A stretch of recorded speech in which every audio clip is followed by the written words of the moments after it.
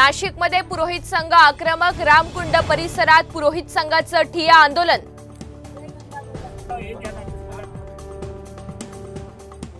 फोडाफोडीचं राजकारण शिवसेना कधीच करत नाही, मात्र विधानसभेच्या आधी ठाकरे गटात बरेच लोक येणार, अंबादास दानवे यांचा मोठा दावा।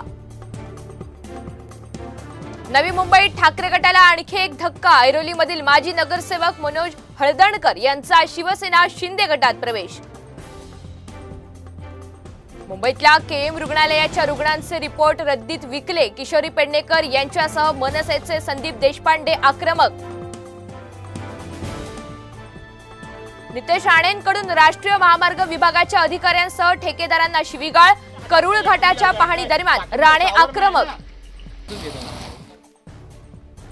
बारसू रिफायनरी प्रकल्पाच्या आशा पुन्हा पल्लवीत, बारसू जवळचं 308 एकर क्षेत्र औद्योगिक क्षेत्र घोषित, राज्य सरकारकडून अधिसूचना जारी। पुणे शहरातील झिकाची रुग्णसंख्या 7 वर, सर्वाधिक धोका गर्भवतींना, आरोग्य विभागाकडून शहरात सर्वेक्षण सुरू। आषाढीच्या पार्श्वभूमीवर प्रशासनाची जोरदार तयारी, पंढरपूरला जाणाऱ्यांसाठी ठिकठिकाणी शेकडो बस गाड्यांसह ट्रेन्सची सुद्धा व्यवस्था।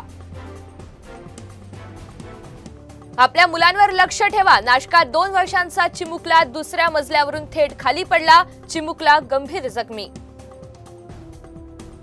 तुळजाभवानी देवीला चॉकलेटचा हार अर्पण, वाद उद्भवण्याची शक्यता, जिल्हाधिकाऱ्यांनी लक्ष देण्याची पुजारी मंडळाच्या अध्यक्षांची मागणी। बीडमध्ये धावत्या दुचाकीवरून सेल्फी काढणं पडलं महागात, एकाचा जागीच मृत्यू तर एक गंभीर जखमी।